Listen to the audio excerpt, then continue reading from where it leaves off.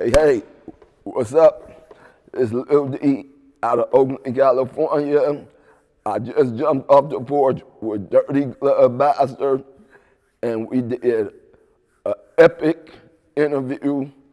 Tune in. Y'all wanna know why you don't stop? Y'all wanna know why you don't flop? Let me tell you, people, why I came from the bottom of the block. Yes, sir. All right, y'all. We got Darryl Lil D Reed jumping off the porch with us today. What's up, bro?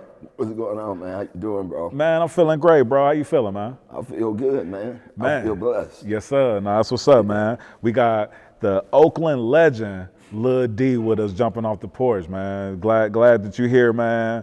How Atlanta been treating you so far? It's been treating me well, man. Ever since I come to Atlanta, they've shown me a lot of love, and the unity amongst the black people that I've seen here is what makes me love Atlanta. So that was the reason that I decided to bring my black tie birthday ice December the 5th, which is this Friday, to Atlanta. Yeah. Because the people have shown me love, and I wanted to bring a lot of my people from California who never been to Atlanta, so they can see what I call the Mecca of blackness. Man, for sure. Yeah, man, because you got your annual black tie party, a legendary party that you do in Oakland or out there in the Bay. Yes, sir. Yeah, and bringing it to Atlanta. That's what's up, man. So you said you bringing some of your peoples from Oakland out this way, from the Bay out this way. Yes.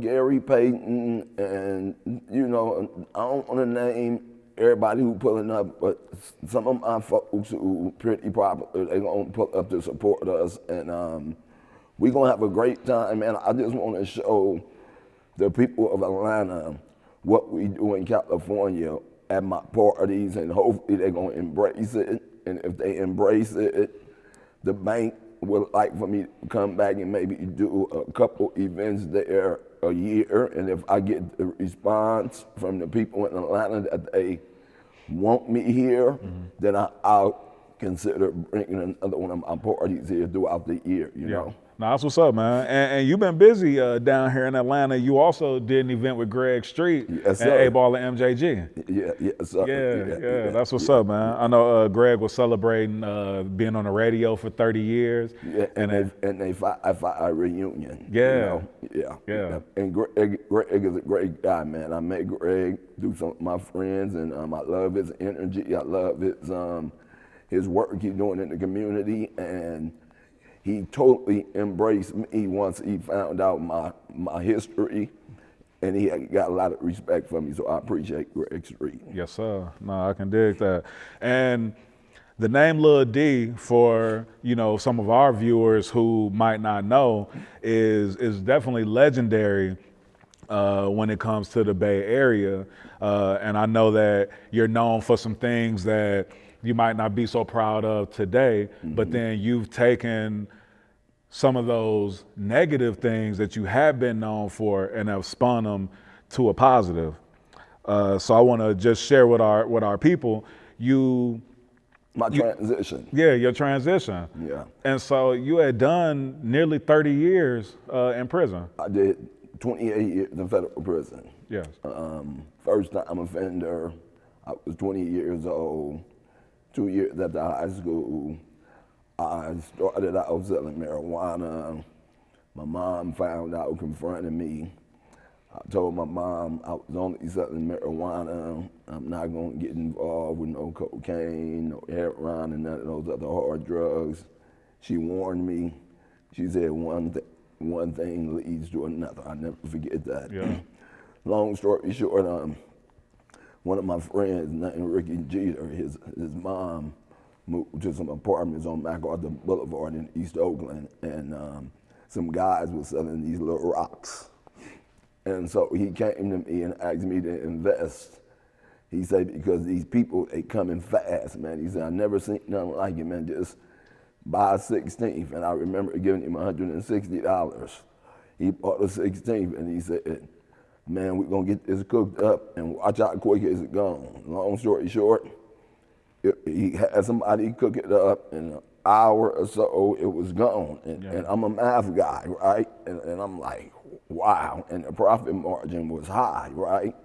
So long story short, that's how I got involved. And after about 3 months, the type of money we started making, my weed turf on St. Elizabeth, I pretty much gave up selling weed. I said, man, it's a $1 million move right here.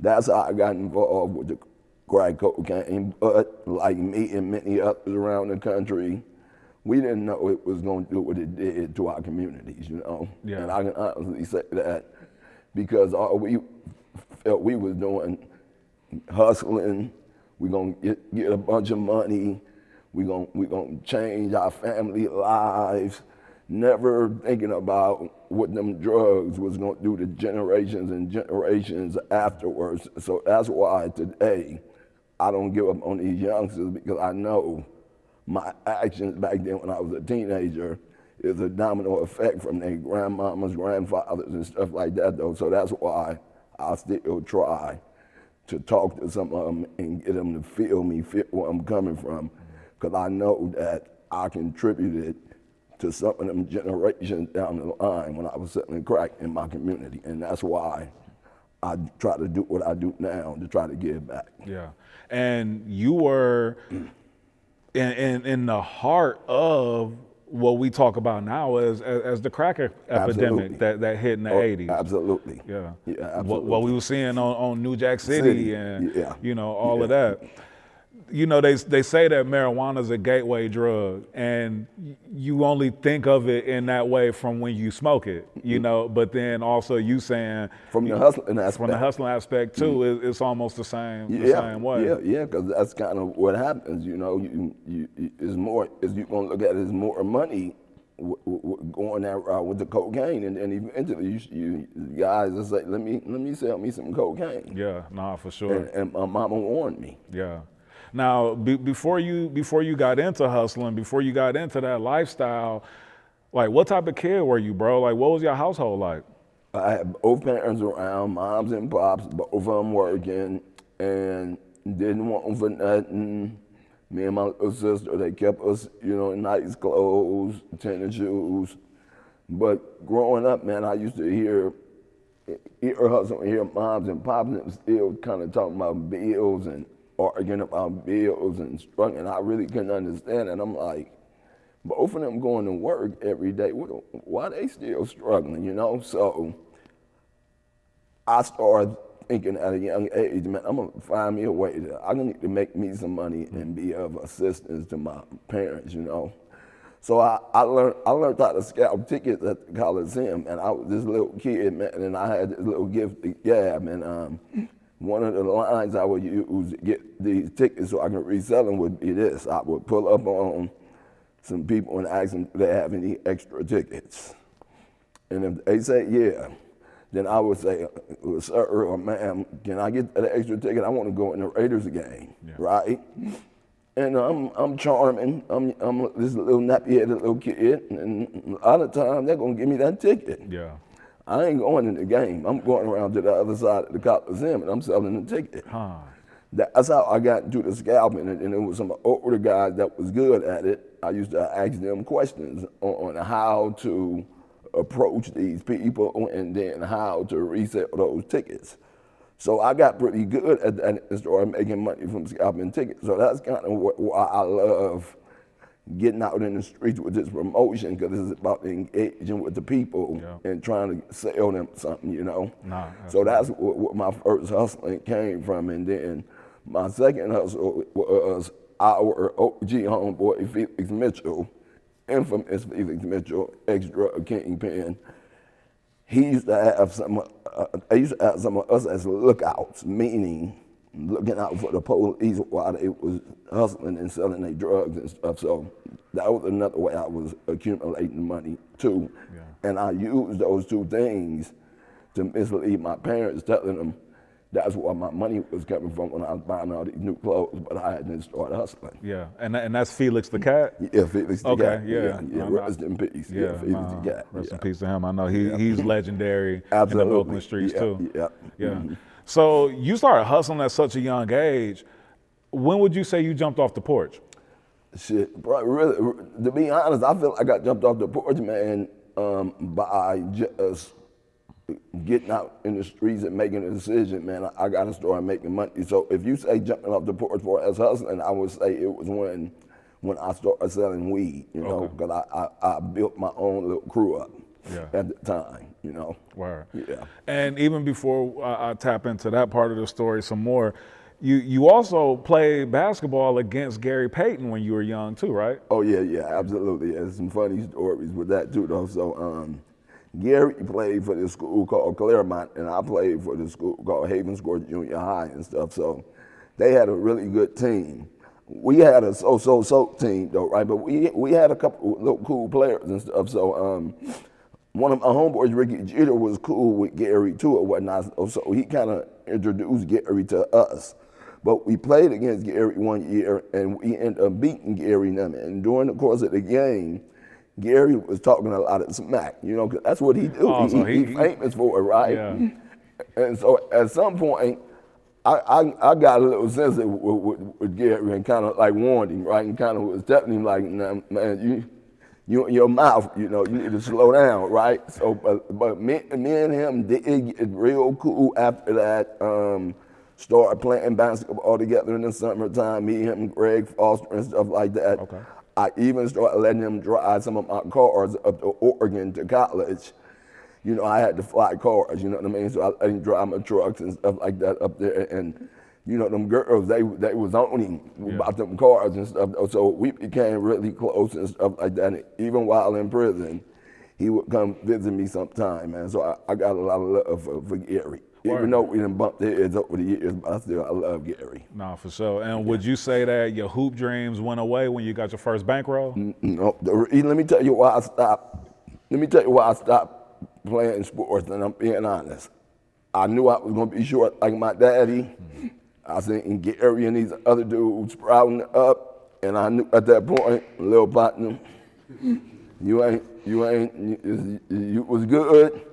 But you ain't got the height, little man. Yeah. So that really influenced me to stop even thinking about pursuing that basketball stuff, you know? Right. Yeah, that's really what happened, man. I knew I was gonna be this little short guy, you know? Now, as a youngster, were you always labeled as being wise beyond your years? Absolutely. Because even you know, in the beginning of your hustling, I know that like you were creating an alliance with the rival neighborhoods, and like it was like you were hustling, but you had ethics. Absolutely. You know, like you were making sure that, you know, like y'all wasn't mistreating the customers and, you know, all of that. And then you even created the homework. Yes, sir. Yeah. My method was growing up around Felix and them and my older homeboys in the mob. They hustled different from me. They had a different mentality. So I watched them, you know, and so what I wanted to do, for one, I wanted to limit violence. If it didn't need to be no violence, my approach was I don't want it, right?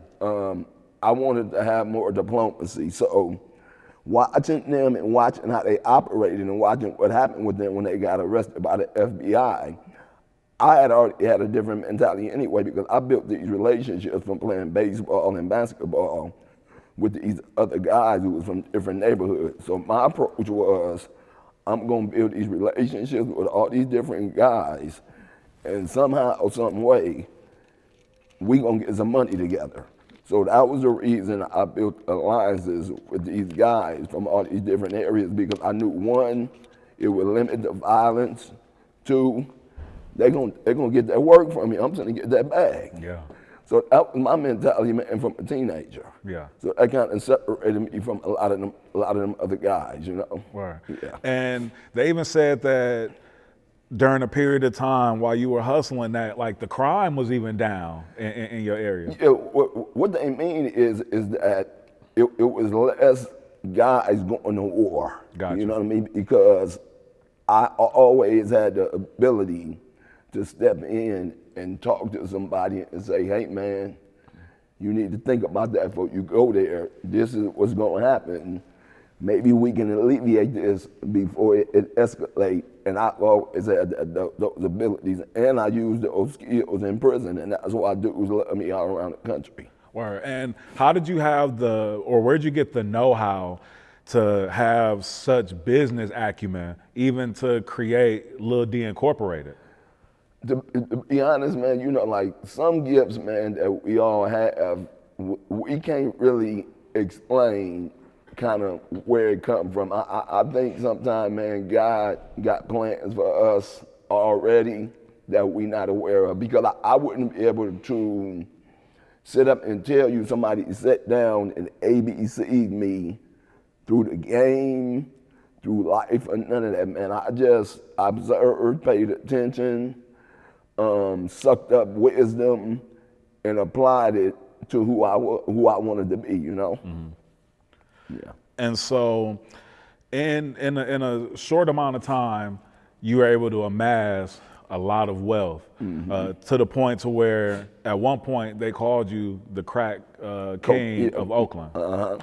Now, do you recall how much money you were making, maybe on a weekly basis or even on a monthly basis, like during this time? So I kind of, you know, I always get asked that question, and it's funny because Greg Street tried to press me for a number, you know. So I never told anybody what I had at the height of my hustling, and it's a couple of reasons. One, I don't like to boast and brag. I don't like people thinking I look down on them because they're little guys. I want people to feel like we all human, we all capable of doing great things and stuff like that.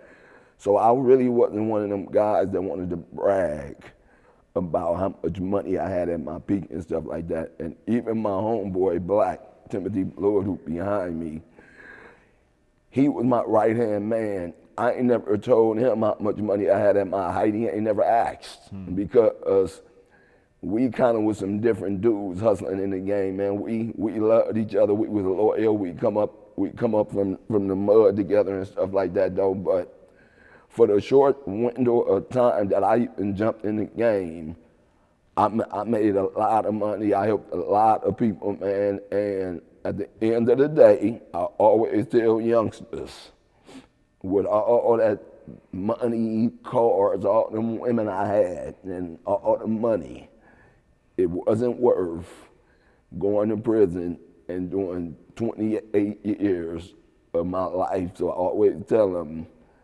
don't look up to that part of my journey and my story. Look at what I'm doing now, changing my narrative with the transition, you know? Yeah, absolutely. Yeah. And that time that you were prospering seemed to be so short. Yeah, it was really short. Yeah, it was really short. Yeah. It was, man. It was short, and that's kind of what amazed guys that was older than me of what I was able to do in that short period of time, and without any handouts. Yeah. What I mean by, like, in the 80s, man, it was, cocaine was plentiful around, man. And so a lot of guys who hustled during that era and got rich and made a lot of money, they wasn't no good hustlers. They just was in a position to get some product that I wanted. But dudes who got it out the mud like me from the 16th and selling nickel bags, I know how to get money. Yeah. And I know how to get money in different ways. So majority of those guys who did get some money back in those days today, they can't get that bag no more, because it was really given to them then. Yeah. And it was a demand for it. All you had to do was have it, you know? So that's kind of what separated me from a lot of them guys, because I felt like I was a survivor, you know? Word. Yeah. And how are you able to even keep your squad, your team on point to where, you know, you guys there's so much money coming in, but you know, how are you able to keep your team from not feuding between each other and not, you know, even getting jealous, you know, about the money and Great question. That's what was unique too about the guys I kind of had in my inner circle. Now, don't get me wrong, you're gonna have some in-house sort of envy about, okay, dude got more juice than me. We had some of that. That happens in every group, but for the most part, man, the guys that was around me, man, we really had love each other, respected each other, and would go to the grave about each other. You know what I mean? So I had a pretty solid circle of guys around me. None of us was perfect, but for the most part. And most of them guys today, we talking about in the 80s, them still my brothers, man, and my friends, man, and it ain't a lot of guys who can say that, man. Yeah. No, for sure. And I'm proud of that, yeah. And then during this time too, hip hop, a brand new culture is starting and is building. Mm-hmm. And artists like Too Short, E40, but E40's MC even Hammer. later, MC Hammer. Like, these are artists that are, coming up and making a name for themselves and who you establish relationships with. Is it true that you even went so far as to, helping to like fund some of their careers and helping to push them? So I can speak on this because we've had these conversations and the feds was aware too or whatnot. So to be honest, MC Hammer is really one of the only guys that I helped along the way. But he had other guys that helped him out too.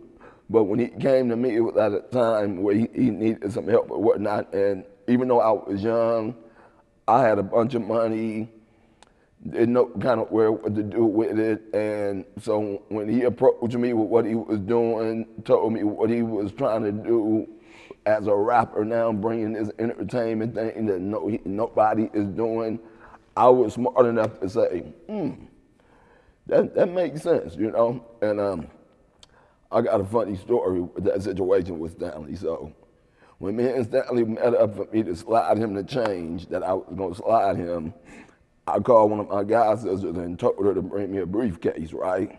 Because I used to keep my $100 bills in a briefcase at their house, right? Money in different places. So I told her to bring me a briefcase. When she met me in the parking lot on Seminary in MacArthur, I was talking to Hammer and paying attention to her. She jumped out the car with a suitcase.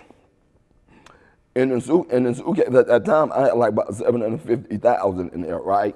She bring me the suitcase and say, brother, here go the briefcase. And I looked at Hammer and say, man, I told her to bring me a briefcase. I told her to bring me a briefcase. I said, man, I got $750,000 in that suitcase right there. So long story short, I told her, take that back to go get my briefcase, So me and him laugh about that today. She went and got my briefcase where I had $100 bills in a house or whatnot, and we did what we did, man. But that's a story that me and dude crack up about too, man. Cause she in the parking lot on MacArthur Seminary with a suitcase bringing me $750,000, man. So that's a funny story, man. You like Hammer? This ain't for you, bro. Right. This ain't the right one. Yeah, man. Right. No, that's what's up, man.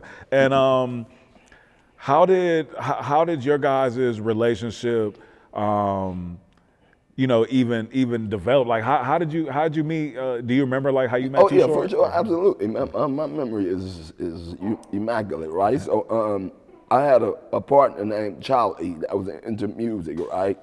Yeah, Charlie, if you see this, man, at $150,000, I invested in it. I want my money, man. But check this out. So long story short, Charlie brought the Hammer to me.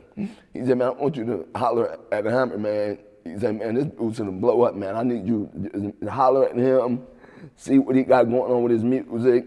Long story short, we got together, talked, rap or whatnot. I got money, but I can't do nothing with the money. I'm too young. So long story short, I tell him, yeah, man, it's good. I got you, right? That's how I met Hammer. But that relationship built into a real brotherhood, though. Like me and Duke got a real respectable, genuine relationship, mutual respect. He supported me my whole 28 years, man. He come visit me all around the country.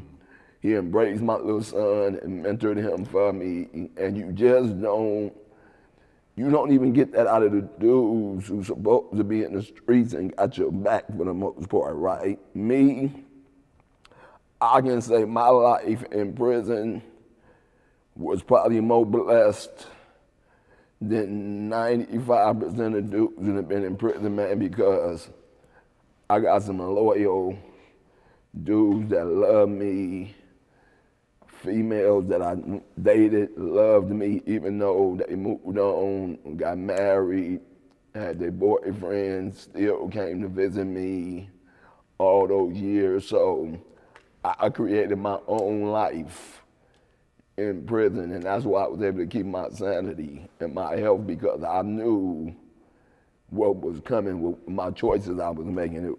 I'm either gonna die or I'm going to jail for a long time. So when it happened, I already knew I was taking it on the chin, right? So I said, let me create the best way to have an impact on family and friends from where I'm at in the position I'm in. And so I focused on that. And that's how I was able to do all that time, stay relevant with information, did a lot of reading, a lot. Workout machine, right?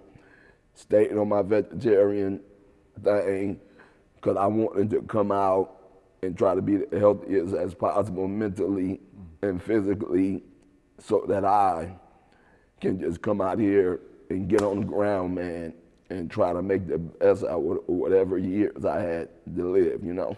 Now, were you vegetarian before you? Oh, absolutely, yeah. So that's interesting. Where did even your mindset with health come from? Because I also know that you didn't smoke or drink, which is also rare, you know, for people that's hustling. Yeah.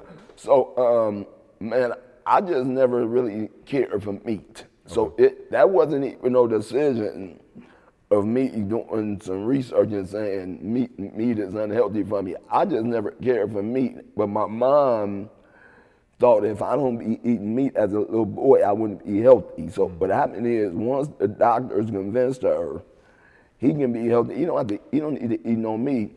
Man, I ain't ate no meat since I was 11 years old. Oh, wow. And I don't eat no flesh. I don't eat seafood or nothing. I don't eat no flesh, period. Okay. You know? Right. Yeah. And I'll never eat no meat. Yeah. Yeah. No, I can dig that. Tell me about this black tie party that you did for your 20th birthday, which is legendary. And I know that, you know, you're bringing the legend of that party here to Atlanta. So, for my 20th birthday, my homeboy Black, that's behind me, Black do this, man. So, and no Timothy Blue it is. My homeboy Black, man. You know, my brother, right, from another. So, they put together me a party for my 20th birthday at the Golden Gate Field Racetrack at the Turf Club, right? Never did we know, I don't know how that party, the word got around in that party to all these people, right? We knew it was gonna be a lot of people there because I was doing business with a lot of different crews. So we knew they was gonna bring their people and people was gonna tell their people and all that. So long story short, man, it ended up being about 3,000 people showed up to that party. But at that party, man, unbeknownst to us, the FBI was there. Taking the license plates of the cars and all that, taking pictures and stuff like that, because I was already in the full investigation, right? Which I already kind of knew they was watching me because I was seeing different things and whatnot, though, man. So that party right there, man, set the bar, man. A lot of guys had never had tuxedos on.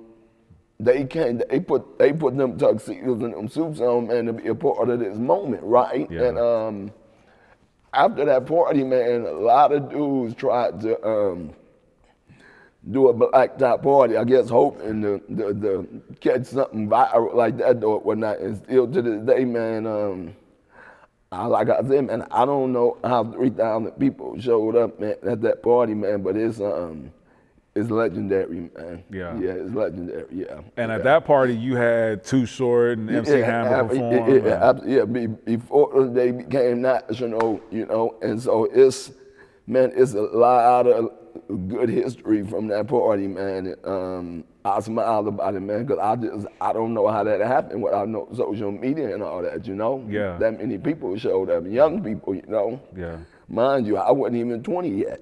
It was my 20th birthday. I was still 19 years old, man. Yeah. Living a dream. Nah, for sure. And so 10 days after that, they came in with a raid. So what happened, man, I was already under surveillance. They was already watching certain locations. They was already zeroed in on the apartment where I got arrested at while I was cooking the powder to the crack. They went even as far as they put cameras in the exit signs. You know, you had exit signs in the hallway. Yeah. And the reason they said they did that because they felt that I was so crafty on how I was trying to do counter surveillance. They needed to get something on me to show me having access to where they already know I'm cooking cocaine. Not only did they do that, they rented an apartment above me. So they can hear, you know, when you cooking the coke and you breaking it up, they rented an apartment right above me, exit sign in the hallway showing me going in and out of there. So it was a matter of time before they was gonna get me anyway. What I'm glad is I was the only one arrested. Oh, okay. And my homeboys didn't get arrested with me. That's what was the beauty of it, you know? Yeah, yeah. Yeah, so, and of course, they came to me multiple times trying to get me to cooperate, and I reminded them who raised me, where I'm from, and I'm gonna take mine on the chin, man. Ain't nobody, them dudes ain't made me hustle. I chose to hustle, you know? And and I also had them come visit me in the county jail and look them in their eyes and tell them, it wasn't meant for all of them, it was meant for a few of them to tell them, don't worry about me. I know what I had coming, right? So keep doing what y'all doing. You ain't got to wonder what I'm gonna do. I'm gonna stand on business, you know, and just to reassure them that I'm going on this journey by myself, you know, and that's what I did, man, you know, and so when I see these rappers now that's making this music, that's influencing these young kids to go out, shoot guns, kill, ops, perks, syrup, all these things they preaching to these youngsters, right? And they got a lot of influence on them. These same guys who's supposed to be solid and looked upon, soon as something happened with them where they really got to deal with them cubs going on them, 90% of them go bad. Oh, yeah. And then the homeboys make excuses for them because they got money. Yeah. I come from a different cloth. I don't care how much money you got. You break the code, nigga, you ain't solid no more. Yeah. You see what I'm saying? So that's why I decided to stay away from the hip hop. I wanted to get a label. I wanted to get an artist. I wanted to be in that entertainment environment. But my homeboy Hammer wanted me in prison, little partner, because that's what they call me, little partner. You don't want to get involved with them, man. It ain't, they not cut from the cloth you cut from, and you end up back in jail. And once I came out here and seen the activity, I realized what he was saying. Yeah, man. You know, and to me that's sad that these dudes got all this influence, the labels know it with the music they putting out, and then when they get under the gun, they make these excuses on why I thought you was a gangster. Man. I thought you was solid. Yeah. That's what you were saying on these songs. You done sold this to all the millions of people. Yeah. So what's the problem with you now, accepting your consequences? So that's why I stay away from that whole hip hop thing, because I'm cut from a different cloth, man. Yeah, it's like when those folks with the letters on their jackets come with them silver bracelets. Folks start folding like paper planes. Yeah, man. And the guys who been talking, influencing them youngsters to go out and go kill. Yeah. And I got a problem with that, you know. Yeah, no, for sure. Yeah.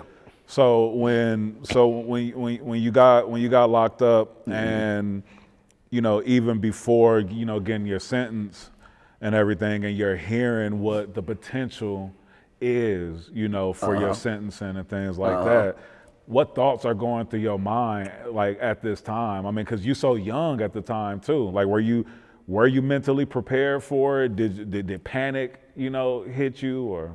Nah, man. I'm built different though. Like, I was a young dude I understood the game. What I mean, I understood the game. I understood if I get into something with a dude and I make a decision, I'm gonna go shoot that gun, and if that person die and I get caught for that, I'm probably going to jail for the rest of my life. I understood that at a young age, man. And see, that's why dudes like me didn't go out doing irresponsible, irrational decisions, because I knew what the consequences were. So my decision is going to be based on me using some common sense, right? These dudes now, bro, they going out doing something. I'm saying, man, you got to know you going to jail. So I already knew, man. So for me, it wasn't no. I didn't think I was gonna get 35 years. To be honest, I thought the most I was gonna get was probably 20 years or something, though, right? But once it happened, I had to accept the consequences, man, because of the choices I made. Yeah. So it was never me panicking, crying. Man, the only time I cried about the whole prison situation is the day I walked out of jail in 2016. I ain't never said myself cried about being in jail. Wow. And so you were like also at the center of Reaganomics. Oh yeah, for sure. The drug war. Yeah, the war on drugs. The fake war on drugs. Right. Mm-hmm. And so at this time also, like, Reagan was trying to make examples out of people. And I was one. And black people were getting a lot more time. Way more. Than white people, and way more time. That was all a plan, bro. Yeah. It was all a plan. It ain't no conspiracy theory. It's real, because they felt intimidated because dudes was getting so much money. They knew that if dudes changed the way they think, take that money they making and just get out the game and go legitimate, you know, they always worried about us getting in a position of real financial stability. And so that's how they looked upon that drug war. All these dudes who we hearing, then put together these crews and making millions of dollars, we going to get all of them. And that's what they did all around the country. Yeah. That's what they did. Now, when you first got locked up, were you having those thoughts of, like, why me, or thinking on that terms, or did you go in taking the accountability for what you had done and just was ready to do your Yeah, man. I didn't go through them type. I ain't never went through them type of thoughts, man. Again, man, like, when I jumped off the porch, man, I knew what came with it, man. It's death, man, or jail, man. And I know it might sound weird because how young I was, but I understood it. So when they grabbed me, they got me, man. Yeah, you knew what time it was. You got to go up in small cells now, man. Yeah. So that was why I was good mentally, Yeah. Break down to me why, in your first 15 years of your sentence, why they moved you around to 14 or 15 different prisons. So the reason they was moving me around a lot, man, because I had a lot of influence. And believe it or not, in some of these prisons, the administration, they don't want peace all the time, right? It's different reasons why they don't. Overtime, money, they get it when you have to bring more staff in, when it's violence, stuff like that. And some people who ain't never been in jail, they would never really understand that. They would be like, no, he making that up. No, I'm not making that up. So I've been moved. There's been situations where I intervene and stop race wars, right? Stop real race wars from happening. And because the administration heard that I stopped these situations, felt I need to go somewhere else. Now, mind you, if they really didn't want violence, and you got to do like a little dude like me with the ability to get some dudes and not go at each other and kill each other, you would want me to stay there, right? Right. That ain't how them people operating in them prisons, bro. Them people wicked, homie. Yeah. So because of that, my influence, every time I get comfortable in one of them prisons, they take something and make something out of it, and the next thing you know, I'm going somewhere else. They didn't let me come to a prison in California for 15 years, unheard of. Wow. All my other homeboys have been in California, all that dope. Took me 15 years for they let me go to a prison in California, and I ended up going to 14 different prisons throughout my bid, man. What were some of the states for the prisons that you were in? I was at Atlanta USP, Beaumont USP, Florence USP, Allenwood USP, Phoenix, Tucson, Beaumont, Texas, Three Rivers, Texas, Latuna, yeah, man, T.I., Lompoc, yeah, just, you know, they trying to break me mentally, man, but I used to tell them, I'm built different, man. I'm gonna figure this out. I'm gonna make sure I protect this, and I'm gonna be working out and eating healthy, man. I'm coming about here healthy, man. Yeah. You ain't gonna break me, you know. Which prison that you went to might have been the most difficult or had the harshest conditions? I would say one of the most dangerous at that time when I was there was Atlanta USP. At the year I was there, they murders and stuff was kind of the highest in the country. So Atlanta would be one of them, and Florence, Colorado. Gotcha. Yeah, up in the mountains in Colorado. Yeah. Got you.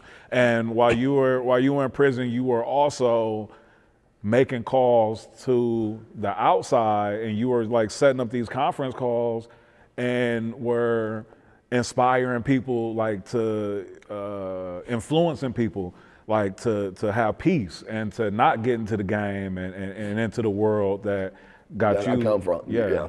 So that was a decision I made, man. I connected with this little Asian lady, Nicole Lee. She got this organization called Urban Peace Movement. I met her through my attorney, Diana Frappier. We met, saying she was doing a lot of work in the community and stuff like that, and then we kind of talked. She had to stop the violence thing she was doing, and she was like, Darryl, a lot of these young people will be talking about you. I don't even know how they know about you, right? And she said, if you would call in and talk to them, you probably can save some of them. So that's where the idea came from. So we reached out to the administration, told them what they was doing with their organization, why they felt my voice would make a difference. And that was the beginning of me calling to the streets, talking to these young people and their parents, giving them some wisdom. Wow. And were people receptive? Oh, absolutely. Absolutely, man, absolutely. Because you can relate to somebody who has some of the same experiences that you have, who come from the world. And the temptations. And the temptations and the peer pressure. So I understand, and I know how toxic that can be, you know? So, yeah, man, like a lot of them little kids and mamas who was hearing my voice in them years in prison, when I came home right now today, man, they thank me, man, because my words kind of deterred some of them people, man. I say, man, y'all don't want to be where I'm at. Yeah. Shit look good, man. You don't want to be here, man. Yeah. No, so that's how all that started, and those decisions with me doing that outreach from prison is what helped Obama make a decision to grant me my clemency in 2016. He had the letters and stuff from them people. Yeah. Yeah. How did you even come to having like this positive outlook and the willingness to want to help so many other kids who might have been in your position or putting themselves in your position where you had so many years in front of you that you were facing, that you were looking at, where you could have just had the mindset of, man, fuck this. Like, I'm just gonna do my time and I'm just, you know what I mean? Yeah, because even though I was hustling and in the game, man, again, I told you, violence was something that really had to be forced on me. I just wanted to get money, man, you know? And so once I got old enough and realized some of the damage I knew happened from when my homeboys was in the game, I knew then the type of person I was, that I want to save some of these dudes from going down the same path I went down. So that was a conscious decision I made for some redemption, you know? No, for sure. Yeah. And like you said, in 2016, President Obama granted you your clemency. Now, before you got the official news that this was happening, were you already like getting some word that it might be happening, or like how was it leading up to even getting the true announcement that this was happening? So actually, man, when they first approached me with wanting to file the paperwork for the clemency, I was hesitant about it, right? The reason I was hesitant, man, because I hadn't spent so much money on them lawyers, you know, telling me they're gonna be able to help me, they're gonna get this and get that, though. So I was tired also of giving my money to these lawyers. So when they first approached me, I was really nonchalant about it. But then Brittany Barnett, which is who prepared the petition for me out of Dallas, Texas, once she said to me, she said, well, Darryl, you don't have nothing to lose, right? You've been in jail too long. You was 20 years old. Your situation in your case is a prime example of what this whole clemency thing is supposed to be about. So she said, you ain't got nothing to lose. Just let me file it. And I'm telling her, I ain't got nothing but 3.5 years left. Shit, I can do the rest of that on my head.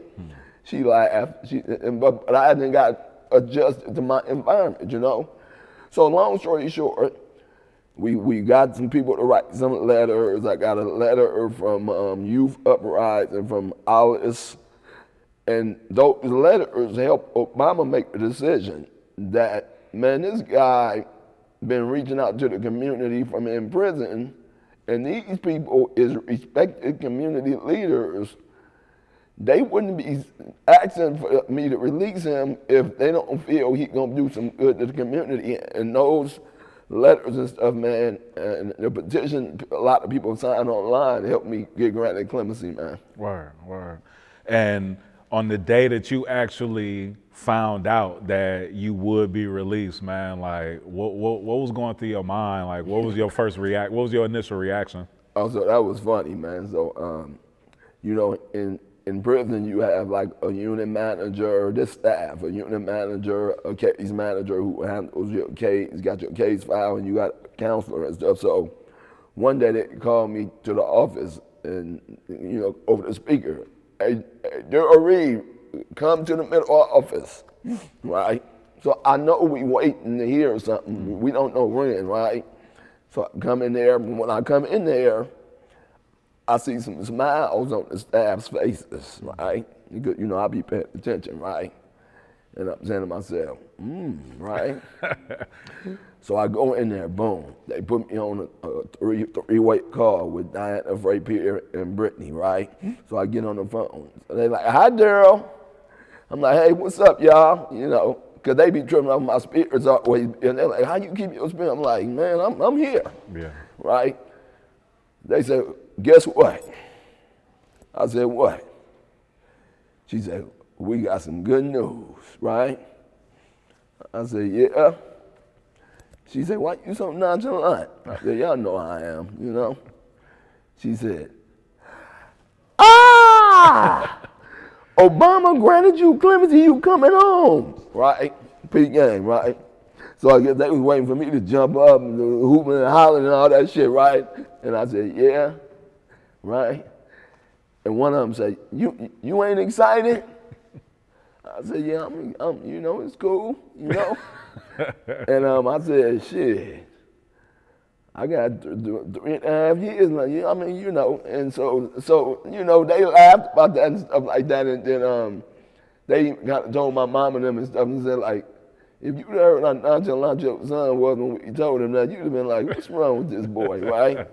But I'm numb by then, though. Like, bro, I done been in jail, man, a long time, man. This is my reality. I had already put in my head that I was getting out in 2020. Yeah.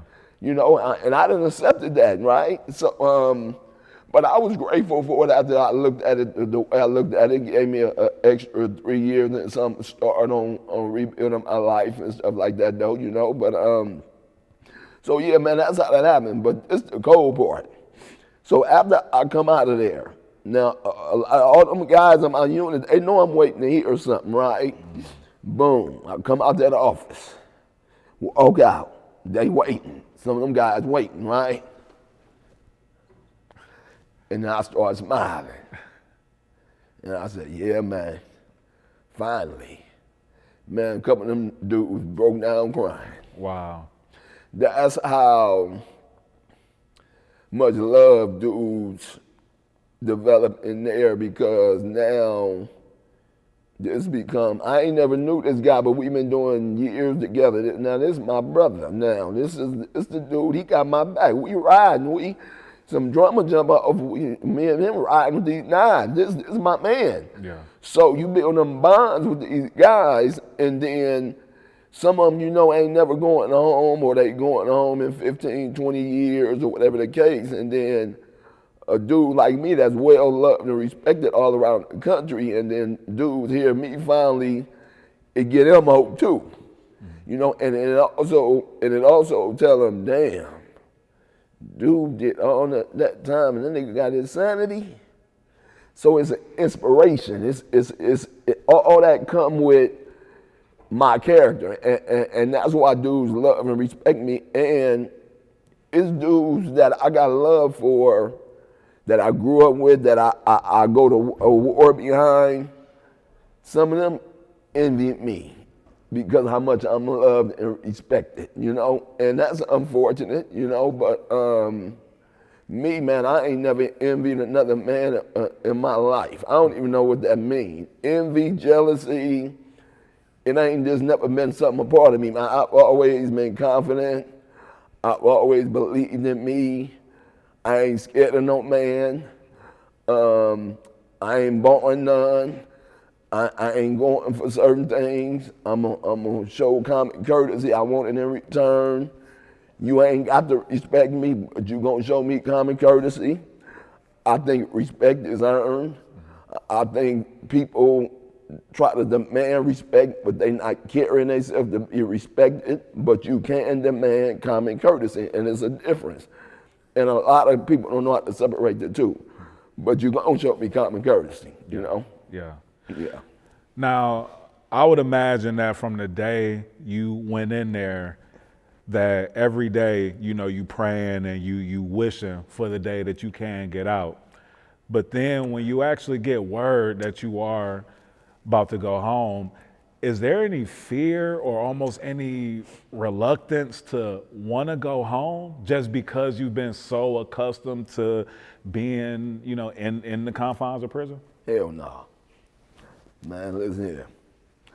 What I knew is here about me, man, I don't know. I don't care what's going on out there. I hear about them talking about they struggling, times it's hard and all that. Man, I walk out that door, I'm gonna find me something, give me some money with, man, yes, right? And so, even with the little box truck I went and got for my little quick hauling business, I started, the only reason I started that business, my PO, my federal PO said her supervisor told her I need to get a job, right? Cause I didn't have no job though, but a couple of my homeboys was helping me out and stuff like that, and they was like, no, he need to get a job. And I told them, I can't get no job. I ain't working for nobody. I'm not gonna be good at taking orders, right? So I said, I'm gonna start a business, right? I said, shit, I'm gonna give me one of them box trucks, right? Had my OG homeboy Leroy help me go find a box truck from some old lady she had and shit. Talked her down on the price, got that box truck, came up with a quick hauling company name, and started hauling trash, right?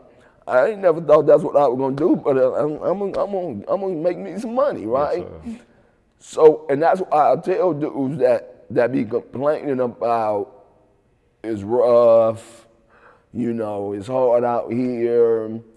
I'm like, man, it's too many ways, man. You can find a way to survive out there, man, but you gotta put the work in, man. You ain't nobody's gonna give you no handouts, man. And it might not all be pretty either. No, absolutely. So that's kind of, you know, where that came from. But I never feared. But I heard guys tell me they feared. They was like, man, like I don't know what the hell I'm saying, man. Like they fear their freedom almost. Yeah, because that's real. That's real with a lot of individuals. For me, nah, man, I just, you know, didn't know when my opportunity was going to come. I just needed to be free, man. Just let me up out this cage, man. I'll figure out some shit, you know? Yeah, for sure.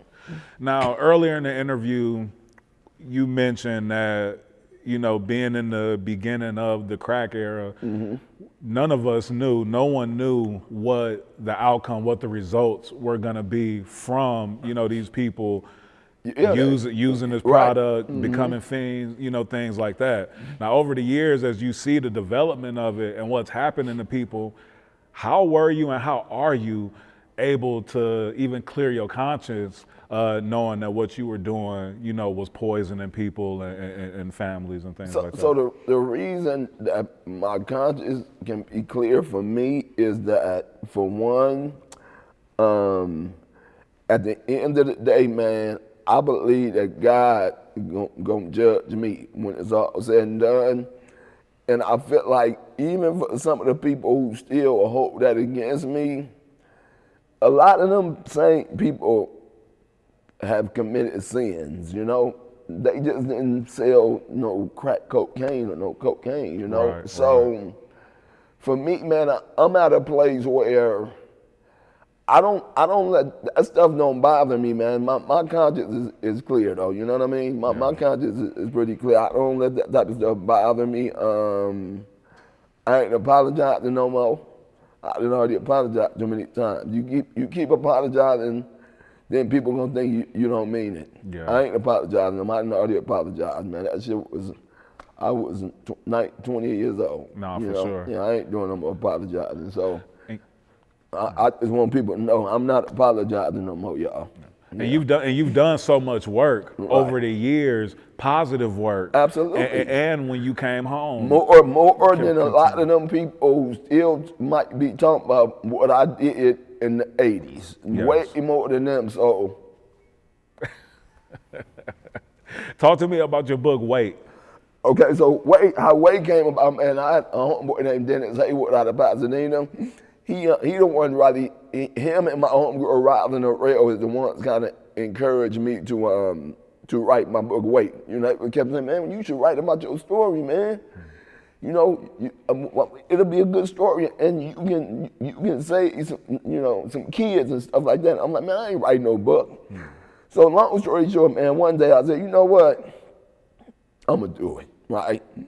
So in prison, they got the yellow legal write tabs that we like to write on and stuff, and I print pretty good though, right? So I got me a bunch of pencils and shit, and started writing.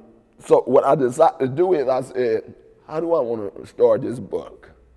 I said, I know what I'm gonna do. It's gonna make it easy on me. I'm gonna come up with some names of a chapter, and I'm just gonna focus on that subject matter in that chapter. And I'll do different subject matter. That's gonna make my writing process more easier. And shit, man, that's how I wrote that book. Right. I still got the legal paper that I wrote it on. Oh, wow. And MC Hammer did the forward Yeah, for the book. Ham did the forward. Yeah, he did the forward. And people really enjoy that, but I haven't really did what I can do with that book, bro. And I think I might next year, which is go around the country and do some book signings, because the book is a great read. Like anybody who read the book, because I wrote my book like I'm having a conversation with you, and that's how the book is written, you know? And I ain't using all the big fancy words, and man, we ain't doing, man, we talking about my life, man. This is what it is, right? So one day I think I am going to just do a book tour and go around the country like Freeway Rick been doing, and let more people have access to my book, you know? That's the plan. Nah, for sure. And speaking of Freeway Ricky Ross, you came in contact with him on the inside as well, right? No, I met him Rick on the outside. Okay. I was down there trying to buy 100 kilos. Yeah. So, so what happened was I had an OG homeboy named Liquor Store Mike from LA. Everybody knows Liquor Store. I used to be in the game. He had liquor stores and shit. So it was a drought going on, man. I was looking for me some work, man. I was on one, man. So I'm moving around and stuff. So my homeboy Neville King, they introduces me to Freeway. So I meets Freeway. And they describing him how he moved around in the city. You know, he moved around, kind of like a bum in station wagons and shit like that. But this motherfucker getting a bunch of money, right? Yeah. So I'm laughing about that. Boom. So I meet him. I said, this nigga Freeway Rick. Laughing, nigga got a beard and shit, right? Long story short, we meet, we talk and shit like that. So I get at him and tell him what I'm trying to do and shit like that.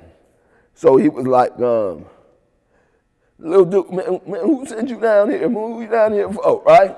I said, man, I'm down here for me, right? So, and he tells that story too, though, right? Like he was amazed at that. He like, man, this little nigga want 100 kilos, right?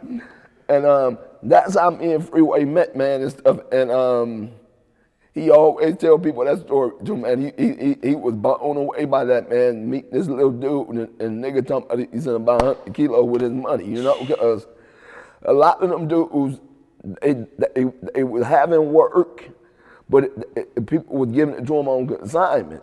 It wasn't their money, and dudes know me with me, man, I'm coming spending my money, man. I got my money, man, give me a price. Yeah.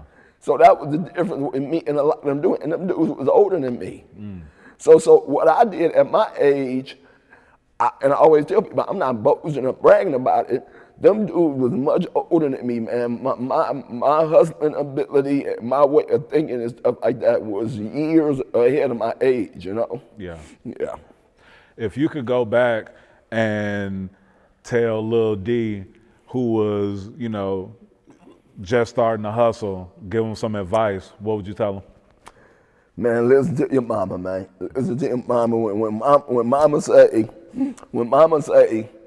boy, don't you be hanging out over there with Felix and your Uncle Leslie and them.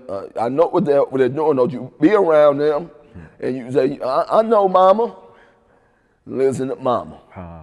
Because had I listened to my mama, I never would have spent damn near 3 decades of my life in prison, because mama knows best, man. So my advice to you youngsters is, the Lil D's in y'all city, they got the cars, all the jewelry, the women. I know it look good and fun and all that, but if they in the game, man, you don't want to take that path, man, because when you give up your freedom, is no amount of money in the world worth you losing your freedom and being stripped away from it, because your dignity and all is being taken away once you walk through them gates in them prisons, man. So it's too many other ways now to find a way to build a business. You got social media, you got access to millions of people who can buy your product or see something in you and give you an opportunity. We didn't have those things back then. So my advice to the youngsters is, man, find a different path, man. I know this AI thing is taking jobs and stuff like that, but electrician, a plumber, all these different trades. Those trades not going nowhere, man. Find something where you're gonna be able to survive this wave of AI taking a bunch of these human job positions and stuff, man, and just take a different path, man. Don't fall behind them dudes that was doing what I was doing back in the day, man, because your freedom gonna be sacrificed, you know? Nah, for sure. Yeah. And was it difficult for you to adapt to this new world that we in? I mean, when you went in, you know, you were only having a cell phone if you had like a car phone, you know what I'm saying, and one of them high-end cars. Now, you know, technology, social media, like you said, AI, like all of this, man, like was it difficult for you to adapt to the world that we're in now? So what happened is it freaked me out how fast things was moving. And what freaked me out is when I first got released and got to the airport, and I seen all these people on these phones with their head down, right? Bumping into each other and all that stuff. And I'm looking at it and I'm saying, you ain't gonna say, excuse me, right? My girlfriend tripped off this, right? She seen how, you know, my eyes I was wide-eyed, right? And so I'm looking at these people bumping into each other and I'm saying, man, they ain't even saying excuse me to each other, you know? This a prison, right? Yeah. So, and it seemed like they moving fast. You know, imagine in the airport, right? You getting in the airport, these people, right? So that was a hell of a reality thing. That little one experience in the airport, and I got a picture that Monique took, and if you look at this picture, you gonna kind of see that I'm really kind of spaced out, right? Because I'm in the world, you know. But what I know about me, I know how to listen. I know how to ask questions. I knew that I'm gonna be strong enough. It might take me a little while, but I'm gonna be strong enough to find my way. You know, I believed in that. I didn't let that shock make me say I got anxiety, I'm scared now, nothing like that. I know I got a strong willpower. I'm gonna figure this shit out, you know. I'm gonna figure it out. So that was my mindset, you know. Word. No, I can dig that, man. And what would you say is one of the biggest life lessons that you've learned? Crime don't pay. You know, crime don't pay, man. Yeah, it's at some point it kind of catch up, you know. I ain't no angel. I don't know no angels, but I always just, you know, remind people if you can find a way to live, survive, take care of you without gambling, I want you to try to get away from the gambling part, you know. I always put that out there, subliminal to people, you know, because there's some guys that I try to talk out the game, homie, you know. They got millions and millions of dollars, you know, who done showed me 5 million, who done had me slid me $500,000, you know, because they know I'm solid, you know. But man, if you in the game, man, if you in the game too long, man, you going to jail, man. I'm not putting no cut on it. I don't care how slick you think you is. I don't care your reasons on why you saying you know you still hustling.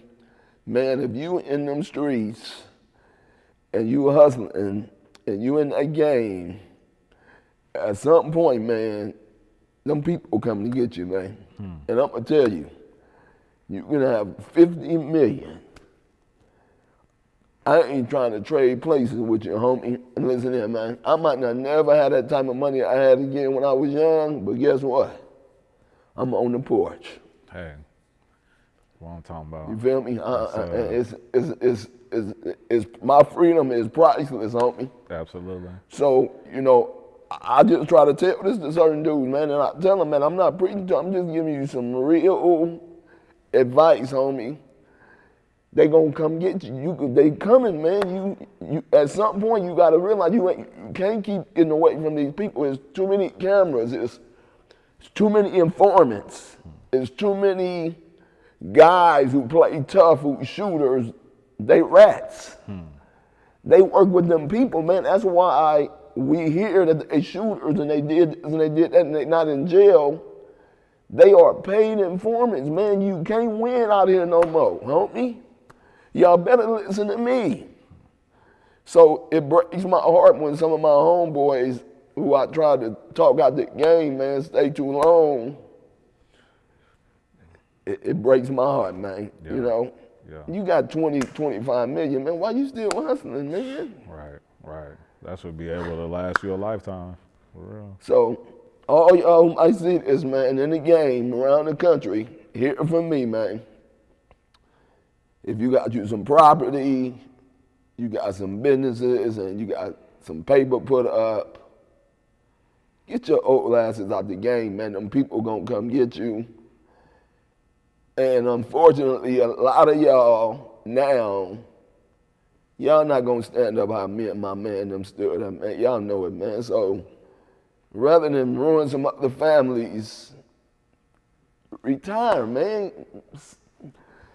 Go on the island somewhere, man, but why you gonna stay in the game and keep putting your life on the line, man? Just, you know, and then if you do get caught, live with the consequences, man. Stop telling on your partners, man, that you've been in the trenches with, and you know.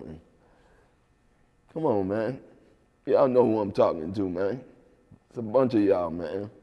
Y'all know y'all paid informants and whatever you want to call that, agent provocateurs, man. Come on, man. Stop ruining all these lives, man. Just get out the game, man. You made it, man. Can't keep selling drugs and no consequences. There's consequences for that, man. So, you know, take my advice, man. Cause y'all not gonna stand up when them people gonna put them cuffs on y'all, man. You know. And you rappers, tell them it's entertainment, man. Tell them y'all not really killers and gangsters and stop telling them little kids that stuff, man. Y'all know y'all rapping about dudes doing life in jail and dead. Stop it, man. Tell them it's entertainment and maybe they won't try to imitate it, you know? Nah, for sure. Yeah. Change your life, man, and do something good in the community, you know? Yeah. Lil D, you got some shout outs you want to give before we get out of here? So I just want to shout out to all my family and friends who supported me when I was in prison. All the little things, man. Sending me a couple of dollars, helping me get Christmas gifts for my kids and my mom, my siblings, and getting plane tickets and supporting me. And I want to send a shout out to my parents for providing for me when I was young. When I didn't have to jump in the streets, they tried to save me, but I made a choice. And I can live with them choices. And I want to shout out all the people who've been supporting my parties. Every year y'all come, spend y'all money. Y'all even flew into Atlanta, Georgia, bought plane tickets, Airbnbs, hotels, Ubers, rent-a-cars, restaurants to come celebrate my 57th birthday. And I want y'all to know I appreciate it. Peace. Yes, sir. Lil D, appreciate you pulling up, jumping off the porch with us, bro. Appreciate the opportunity, bro. Yes, sir. Ta-ta, be high. Yo, I remember you was making them dances for them niggas at radio and shit.